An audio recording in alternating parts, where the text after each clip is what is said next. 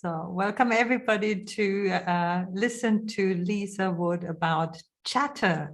Now, Chatta is a really, really great tool, and I'm looking forward to it. I've been looking at it a number of times. I really want to know about it.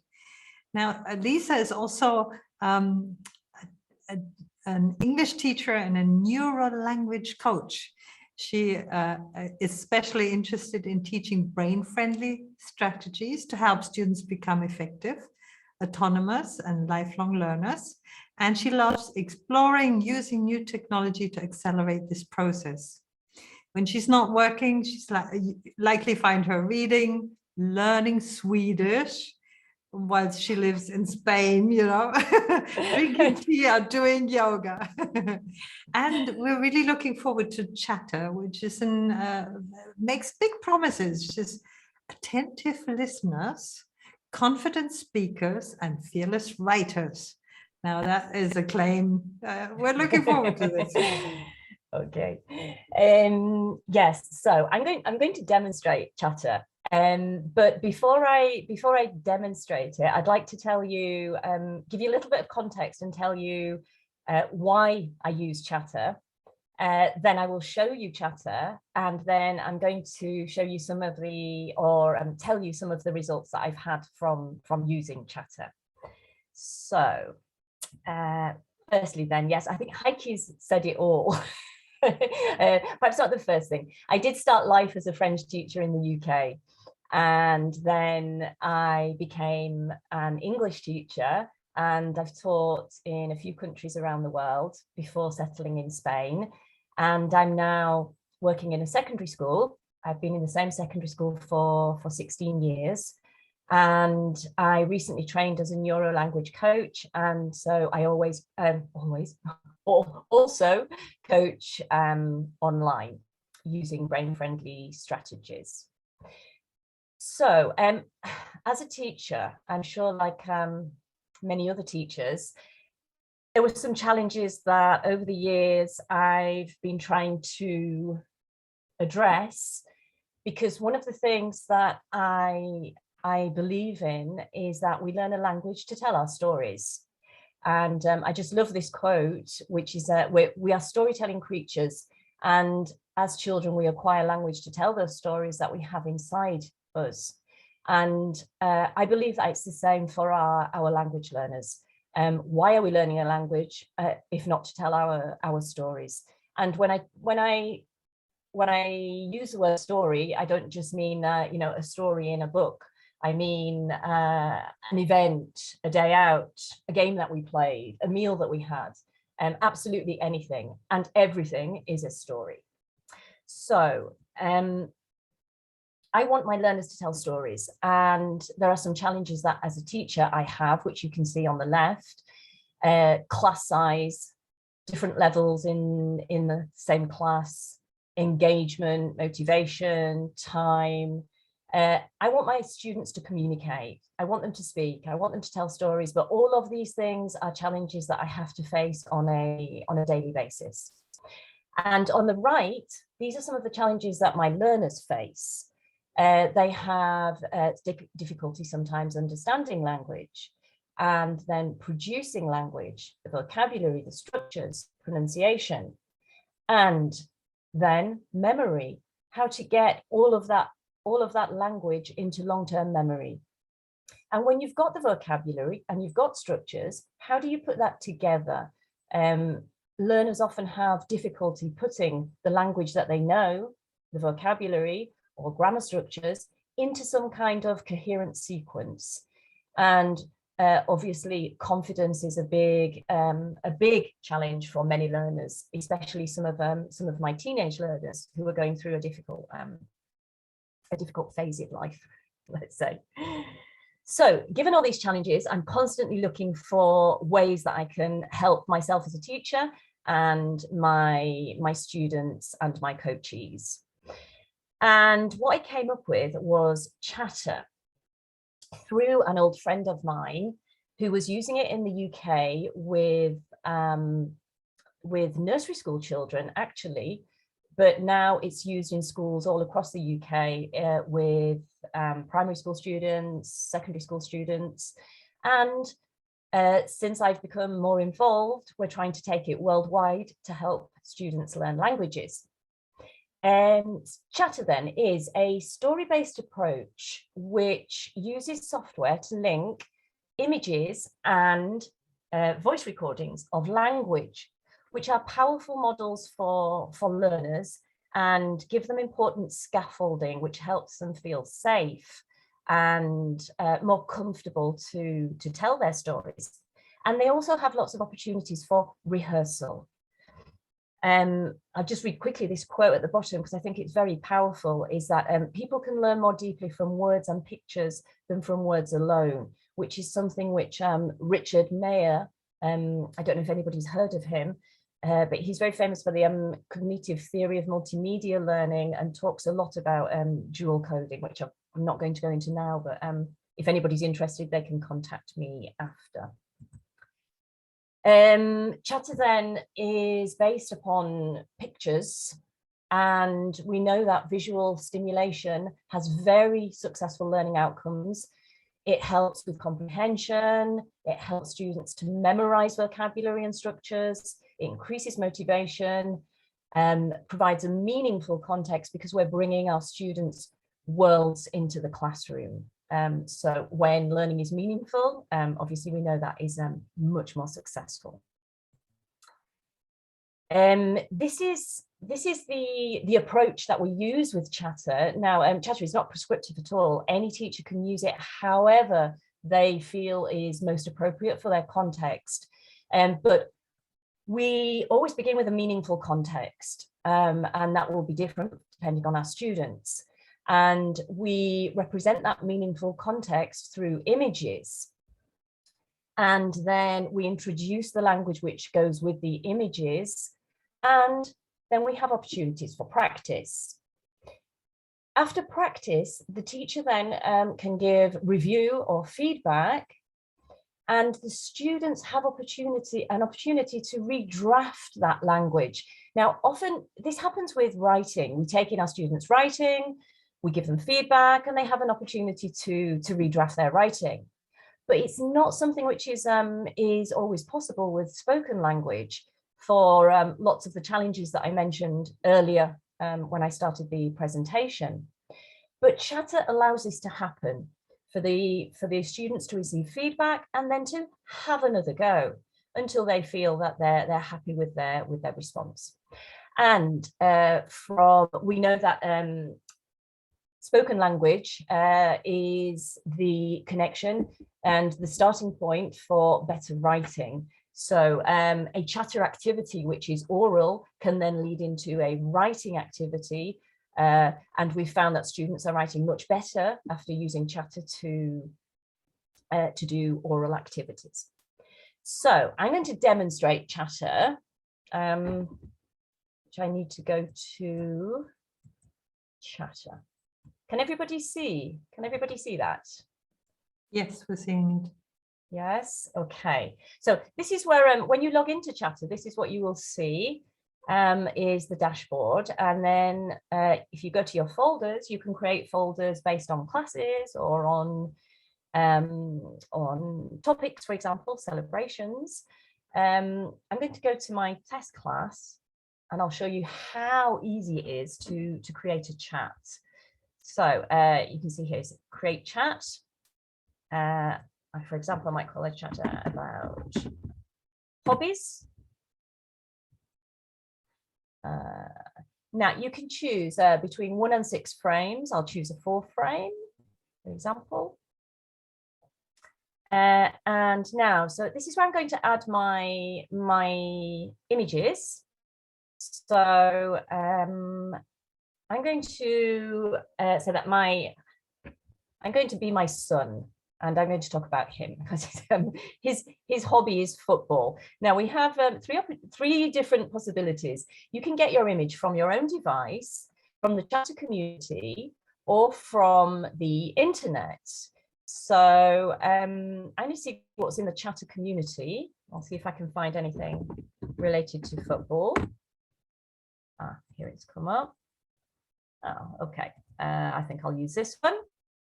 Okay, so I've got my image and Oh, Heike, I don't know if I shared my audio.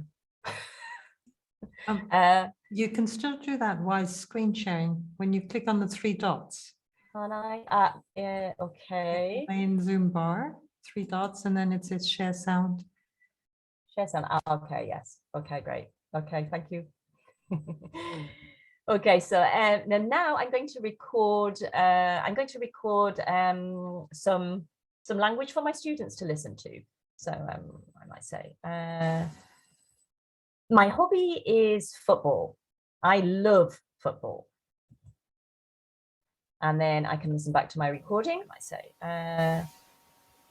my hobby is football. I love football. Could you hear that?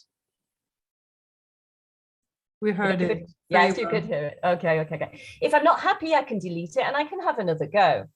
But I'm happy with that. So I'll go to my my next one. This time I think I'll search the internet because I'm going to say my favorite footballer is Messi, of course. I'll find a picture of Messi.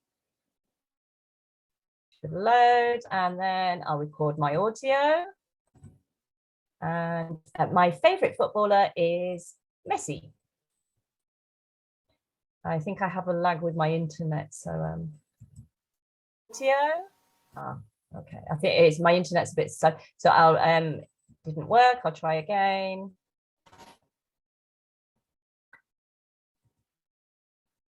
Okay, I'm not going to try that one again because my internet, sometimes when the Wi-Fi goes a bit slow, it stops it from recording. But I hope you get the idea. Then I would maybe go on to my favorite football team. The Bradford City is where I'm from. They're not quite Barcelona or Real Madrid, but but they're my team. I see. I think my Wi-Fi is misbehaving and going slowly now. It was too good to be true. No, Lisa, you're just too fast. And too fast for my Wi-Fi. I'm sure there's a catchphrase in that somewhere. I think too fast for my Wi-Fi. There we go. So, it doesn't want to play today with me. There's also the possibility that my children have ignored my my orders of not using the internet. Yeah, they're probably video gaming in the background. Yeah, because it's not it doesn't want to work, does it? I'll try and then I'll show you an example of just taking it from my own device, how easy that is. And this is a picture of me if I was my son. This is a picture of me playing football. Well, you saw me first adding the audio recording for the first one. So you would do exactly the same for all of them. And again, here they can upload their own images of themselves. Obviously, depending on your situation, your context, you have to be careful with privacy and issues. So when you have your chat, it's there, it saves automatically. And then if you were the teacher creating the chat, you can create it in a folder which you share with your students, and they will see your chat, and then they have the opportunity to duplicate it. So they would just duplicate the chat, and then they can record their own voice if they want to practice what you were saying. But then, just as I created a chat, the students can create their own chats also. I'll just use some of the some examples of things that we've done.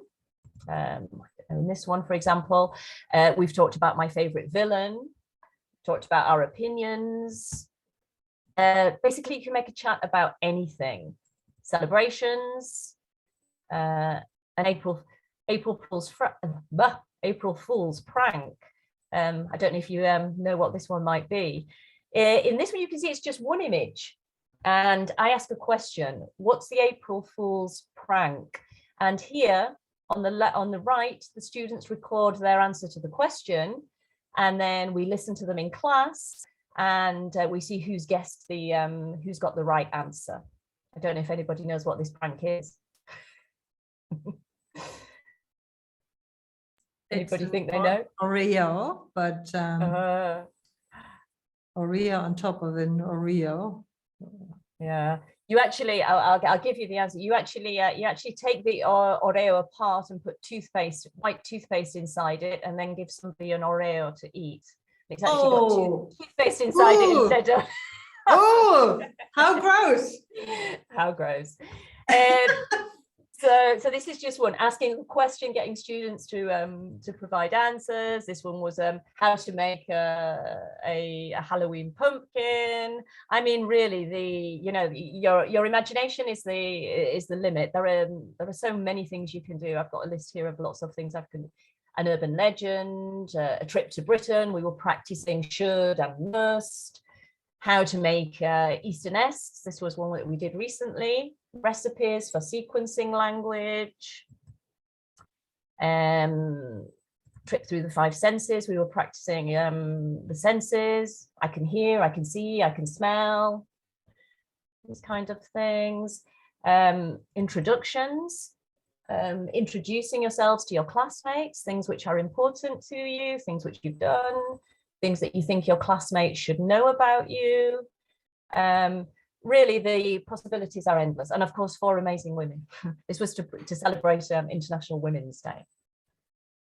Like I said, it really is as easy as creating a folder, creating a chat in your folder, and inviting your students into your folder, and they can see everything that you create. It works a little bit similar to Google Classroom in some respects of sharing things in the Google Drive, of sharing things in the same folder, and they can access that. There's also a user guide to help people get started. And is it that they can upload the image as well as the audio, or add audio to an image? Sorry, Heike, can you repeat that? You said that they basically add audio to the image, correct? That's the idea. But can they also upload images? Yes, they can create their own chat. So they have the three different ways of uploading the image. They can upload from their own device. So anything that they have stored on their device, they can upload the image. And also from the Chatta community, there's a bank of images. So they can go to the Chatta community, or if I go, let me just the 3, if I select a folder, if I created for example, in this one, we go here. So if I'll take a 2-frame chat. So I'm a student. I can be. This is a student. A teacher can create a chat, or a student can create a chat. So if I'm a student, I want to talk about my hobbies, then I can upload from my device. So it will take me to my device, and I choose my image. So for example, me playing football. Or I go to the Chatta community and I look for, if I have a different hobby, I want to talk about tennis. In the Chatta community, there's a bank of images. I will click on tennis. Here I've got one related to tennis. Or if I want to delete that image, I don't like that image, I delete it, and I can simply search the internet and it will bring up all the images that I can use related to tennis. So I have my tennis. And then when I have my image, I have my audio, which goes with my image to tell my story. And my story in this case is my hobbies. Okay. So the chats are shared are private. They're in the class. So the teacher can see the students' chats, and the students can see the chat, the teacher's model chat if the teacher shares a chat, but they can't see each other's chats. However, if you would like to do something an activity where they can see each other's chats, then we have other tools that we can combine. with Chatta, which is what I tend to do. Oops, sorry, I'm going the wrong way. And Google Classroom, for example. So students can upload their chats, they can share their chats by clicking on the link, share chat, and they can share it into Google Classroom. Or I also use Wakelet. Forgotten the name. Is it Wakelet? Wakelet, yeah. It's Wakelet, isn't it? Yeah. So these are two activities I've used with them, sharing their habits and routines so they can see each other's and listen to each other's chats. And, you know, we do this activity was, what do you have in common? So finding things that they have in common, and they report back in class things that they found in common. So they're doing listening practice and speaking practice. And the same in Wakelet. This was about a trip to a different country, and they talked about the things that you could do and see in a different country. So do they actually also type something? No. No, there's no, this is it's all oral, okay? So they don't, the writing activity would come later, but a traditional writing activity. So if we did an activity about, a Chatta activity about my habits and routines, they share it orally with the pictures. And then an extension activity could be to do a writing task, write about your habits and routines. So they've practiced the language, and they've become much more confident at writing because they have that language at their fingertips. Mm-hmm. They've created a chat, and the teacher has given them feedback. They've recreated a chat if they want to do more practice. They've rehearsed. And then they move into a writing activity, if you want them to move into a writing activity. Mm-hmm. So don't mind me asking a funny question. I mean, you're saying that Chatta is now deployed with a lot of schools in the UK, for example, and it's kind of become very popular, and is thinking about expanding to Europe and everything. So it seems to be a little bit of a viral product, yeah? And when you look at it, it's kind of oversimplistic, just grouping pictures. Super simple. Adding audio to it. Who had this idea? I tell you who had this. My Chatta was born when my friend who I was at university with, working in an autistic school. He was working with autistic children and taking them out and about into the community many years ago. And they were having when they were fine. They practiced at school what they needed to say when they went into the shop. They were practicing going out into the community and completing simple tasks like buying something in a shop. They practiced at school, and then they went out into the community and they froze. They couldn't remember the language they needed. So he started to use his mobile phone and record his voice with an image. And the students then had this information in their pockets. If they started to panic and they couldn't remember the language they needed, they took out their phones, they listened, and then they completed their task of buying something from the shop, and they were successful. So this is where it all started. And then we realized that there was a problem in the UK with children starting primary school without the language that they needed.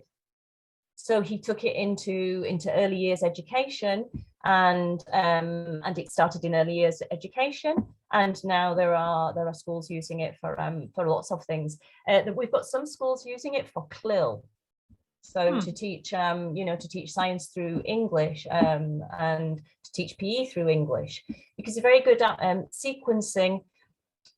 I find with my students that they know vocabulary, and maybe they know how to say a sentence in the present simple, but putting all these things together, they have difficulty. And sequencing something to actually tell a story, a mini story, which could be what you did yesterday, is very difficult for them. There are many challenges with with memory and trying to get things from working memory to long-term memory. Our students find this very difficult. The more opportunity they have to practice, the better. And they have fun. Sometimes we do Chatta in groups. We put them in groups and they work in groups. I think I had some pictures of students here using it. We took Chatta to Asia, Tibet, Asia, And we had students working in groups with it. We had students presenting about where they live with Chatta. Interesting. Here, students dressing up. You know, there really is, you know, here we've got, you know, small kids, especially the good thing about Chatta, what I really like about Chatta is that they can take it home with them. And, you know, we have lots of parents who don't know English and they want to help their kids, but they don't know how to help their kids because they don't really know. And they can hear what their kids are doing in the classroom, and then they can help them. Or even just show an interest. They can see what's happening in the classroom. Like, it's kind of a two-way process. The classroom is taken home, and the outside world, their home, their real world, is brought into the classroom, and you can personalize learning very easily. Very interesting. Very, very interesting, Lisa. Thank you ever so much. Yeah, thank you. I'm sorry, I don't know what I've probably gone over time. I'd just like to say that if anybody is interested, we have we're looking for people to test Chatta. If anybody would like to, we've got something called Chatta 200. If you send an email, I'll give you the address, Heike, and basically Chatta will be free for life for anybody who would like to try it out and give us feedback on using it. And I've left my details here. I'm not sure how to share them, Heike. Well, something obviously is quite spontaneously thing. That's a great tool for languages. You have a picture, you add audio, and then the other thing I would think of is explaining software. Have a screenshot and talk about it, you know, have the audio of explaining a feature or something like that. Would come to my mind as well. Anybody else has some thoughts? Processes, yeah. What kind of processes, Vicky? I can think of recipes, you know. Yeah, this is what I do quite often with recipes. The Easter nests, we made pancakes on Pancake Day, mince pies at Christmas. Stories of like fairy tales and stories. And sorry, I've just joined the I've just looked at the chat. I haven't glued cement. They're stuck together, glued together, I meant. Oh, but a lot of application possible. And Business English, it seems so simple, to be honest. But this is the beauty of it, Heike, the simplicity, because we don't need, why do we need to overcomplicate things? And we know through dual coding, we know that linking images and pictures really makes learning stick. And sometimes we try to overcomplicate things. It doesn't need to be complicated. What we need to do is, all we need to do is give our students the opportunities for practice and to help learning stick. So I use it with my business English classes. I'm not sure who asked that. Vicky, yeah. Like I say, if anybody wants to, I know it's a very short time to explain it. If anybody's interested, my details are there, and feel free to get in touch. And if you would like to join, you know, this group of 200 people, we've kind of put a limit on it because we just like to keep it small at the moment so that, you know, we can interact with each other. We have a Slack group where, you know, I offer support and we share ideas of how we're using Chatta, and we meet up occasionally just for a little coffee chat. Thank you so much. Now your webcam has come back as unfrozen. Now, sorry, was I frozen? Sorry. Yeah. But thank you ever so much. How fascinating. Yeah, really fascinating. Thank you for doing this for us. Okay, you're welcome. You're welcome.